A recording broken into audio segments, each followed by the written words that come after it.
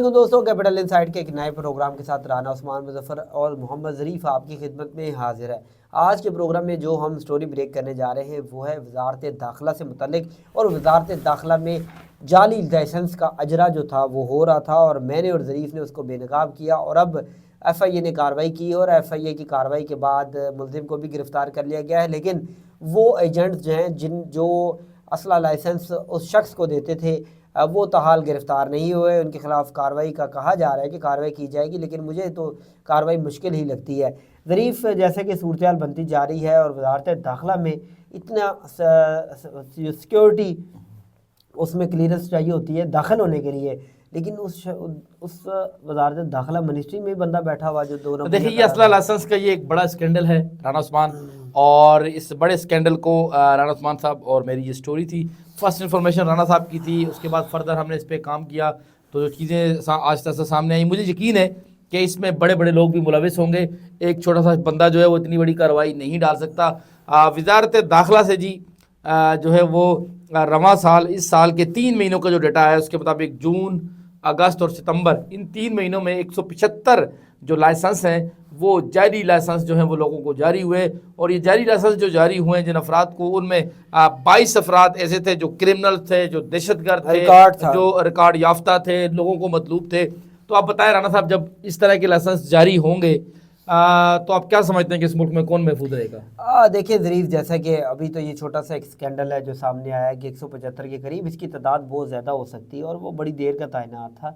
اب صرف اکیلا بندہ کوئی بھی شخص جو ہے وہ اتنی بڑی واردات نہیں کر سکتا، اس کو واردات کرنے کے لیے ایک لائسنس کے 1.5-2 لاکھ روپے بھی لیتے ہیں، سپورٹر چاہیے۔ تو سمجھ لیں کہ اگر 175 کا مطلب ہے تو وہ تو 1 لاکھ روپے ملٹی پلائڈ بائی، ٹھیک ہے، تو کدھر کام جاتا ہے۔ دوسرا 2-2.5 کروڑ سے اوپر کا اسکینڈل ہے، اور یہ اس طرح کے اسکینڈل جو ہیں وہ، اور میں آپ کو بتاؤں ابھی ہم وزارت داخلہ میں ہی ایک اور اسکینڈل جو ہے اس کو بے نقاب کرنے جا رہے ہیں، اور وہ بھی اسکینڈل اسلحہ لائسنس کے ساتھ ساتھ ویزا جو ہے اس کا لائسنس اور ویزے کے جو، اس پہ بعد میں بات کریں گے، لیکن آج تو اسلحہ لائسنس تک کی جو ہے ہم لوگ یہ صورتحال وزارت داخلہ میں بھی لگے ہوئے ہیں، اسی طرح کام دھندا لگا رہتا ہے، اور وزارت داخلہ میں سب سے زیادہ کہا جاتا ہے کمائی وزارت داخلہ میں۔ وزارت داخلہ سے مختلف لیٹر جاری ہوتے ہیں بلٹ پروف گاڑیوں کے، اسلحہ لائسنس کے، اس کے علاوہ بہت سے ایسے این او سیز جو ہوتے ہیں وزارت داخلہ مختلف ایجنسیز کو ریفر کرتی ہے اور وزارت داخلہ سے جاری ہوتے ہیں۔ تو یہ بڑا کام دھندا چل رہا ہے، لیکن اس میں ایک شخص نہیں، اس میں جو طاقتور لوگ ہیں وہ بھی شامل ہوں گے، اور طاقتور لوگوں تک پہنچنا بڑا مشکل ہے۔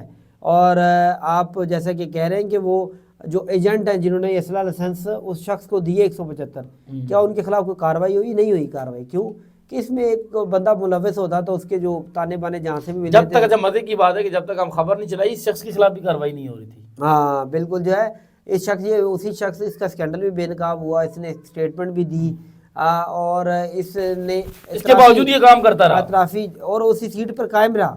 جب ہم نے خبر چلائی تو خبر چلانے کے بعد جو کام تھے وہ حرکت میں آئے، انہوں نے کہا اس میں تو جان بخشی نہیں ہے، تو پھر انہوں نے اس کو جو ہے وہ گرفتار کروایا، یا ایف آئی اے نے کارروائی کی۔ تو اب صورتحال کچھ مختلف ہو رہی ہے۔ اور اچھا رانا صاحب، اب اس پہ میں ذرا اس کے طریقہ کار پہ بات کروں گا۔ اسلحہ جعلی لائسنس وہ جاری کس طرح کرتا تھا؟ وہ کرتا اس طرح تھا جی، جب آپ اسلحہ بنانے جاتے ہیں تو ظاہر وزارت داخلہ میں تعینات ایک بندہ ہوتا ہے جو نادرا کا ہوتا ہے، وہ نادرا کے سسٹم میں اپلوڈ کرتا ہے۔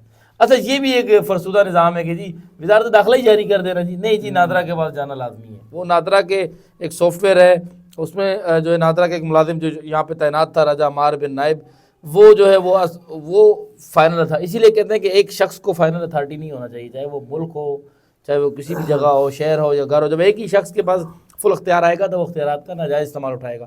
یہاں پر بھی راجہ عمار بن نائب کے پاس ہی اختیارات فل تھا، اور ظاہر چیک اینڈ بیلنس تو ہوگا جی، وزارت داخلہ کے افسر، سیکٹری، دوسری چیزیں، وہ چیک اینڈ بیلنس کا کوئی نہ کوئی نظام تو ہوگا۔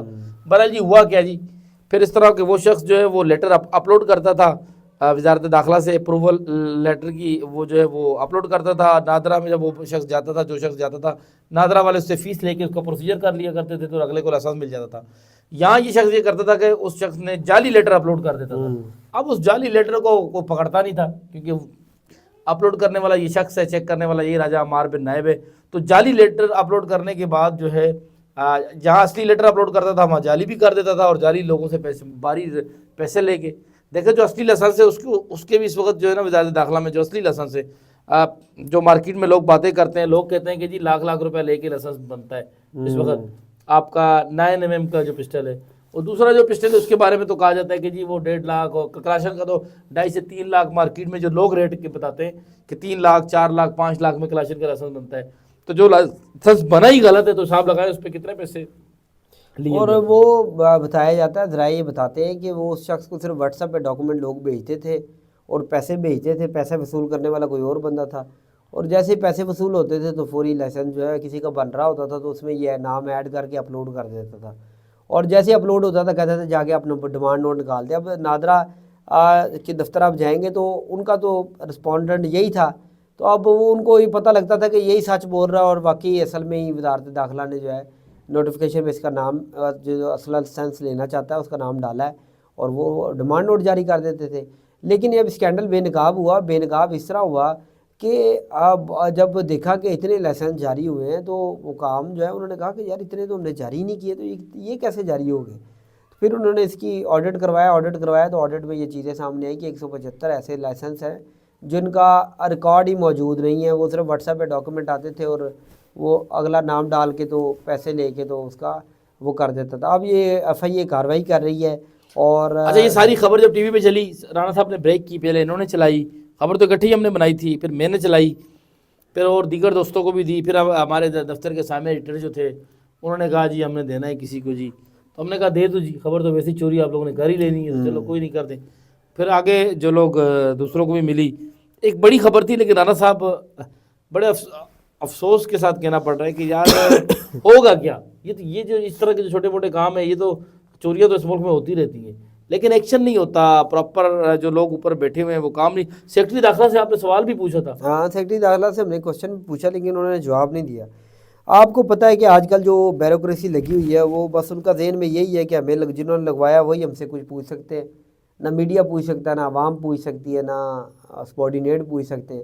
صرف جنہوں نے ہمیں لگوایا، اور آج کل وہی ہے کہ ہمیں اسٹیبلشمنٹ نے لگوایا اور ہم براہ راست ان سے رابطے میں ہیں تو ہم کسی کو جواب دینے کے پابند نہیں ہیں. تو بڑی افسوسناک صورتحال ہے. اور میں کہوں گا کہ وہ جو سیکرٹری داخلہ سے سوال پوچھا تھا ویڈیو میں وہ بھی لگائیں، بلکہ اس پروگرام کی شروع میں میں آپ سے کہوں گا کہ آپ وہ لگائیں کہ جہاں پر وہ، اور جہاں پہ ہم یہ لفظ بول رہے ہیں کہ اپنا وہ سوال بھی لگائیں کہ سر جی وہ ویڈیو آپ کے پاس ہوگی وہ اپلوڈ کریں. جب سیکرٹری داخلہ سے جب ہم نے پوچھا کہ سر جی جو ہے وہ 175 یا سے زائد جو اسلحہ لائسنس جعلی ہیں اس کا کیا بنا، تو انہوں نے جواب ہی نہیں دیا. یعنی یہ سمجھتے ہیں کہ یہ کسی کو جواب دے ہی نہیں ہے. ہاں بالکل جیسے ایسی صورت ہے، بلکہ ساتھ ان کے جو سیکیورٹی سٹاف ہوتا ہے یا پھر چرچے کچے ہوتے ہیں وہ وہی دھکے دیتے رہتے ہیں لوگوں کو پیچھے کے. ہاں بلکہ جب میں نے سوال پوچھا تو مجھے وہ کہتا جی پیچھے ہٹیں. کیوں بھائی جی یہ کچھ سونے کا بنا ہوا ہے آپ کا سیکرٹری، ہم اس سے سوال نہیں پوچھ سکتے. غلط کام بھی آپ کی وزارت میں ہو، چیزیں بھی آپ کے ساتھ ہو، ہم آپ سے سوال بھی نہیں پوچھ سکتے. یعنی پیچھے جو ان کے چمچے کھڑچے جو ہوتے ہیں، حالانکہ رانا صاحب نے اس کو ڈانٹا، رانا نے کہا چلو بھائی پیچھے ہٹ، تو کوئی وزیر اعظم تو نہیں لگا ہوا. الحمدللہ اللہ کا شکر ہے ہم غلط کام کرتے نہیں ہیں، اور کوئی غلط کام کرے گا تو اس سے پورا ہمارا حق رکھتے ہیں کہ ہم اس سے سوال پوچھتے ہیں، کیونکہ ریاست کے اندر آئین قانون یہ چیز سب سے پہلے ہے اور باقی چیزیں بعد میں. حالانکہ ہمارے ملک میں نہیں ہے جی، اس ملک میں ایسا کچھ نہیں ہے، لیکن بہرحال جو لا ہے، جو رولز ہے، ریگولیشن ہے، وہ تو یہی کہتے ہیں. تو بہت شکریہ. آج کے پروگرام میں رانا عثمان اور محمد ظریف کو دیجیے گا اجازت. انویسٹیگیشن ہو رہی ہیں، اگر چیزوں کو دبا نہ لیا گیا، معاملات کو دبا نہ لیا گیا تو بڑے بڑے نام جو ہیں وہ اس کے اندر آئیں گے اور یہ ایک بہت بڑا اسکینڈل ہے. تو بہت شکریہ. آج کے پروگرام کے ساتھ رانا عثمان اور محمد ظریف کو دیجیے گا اجازت. اللہ حافظ.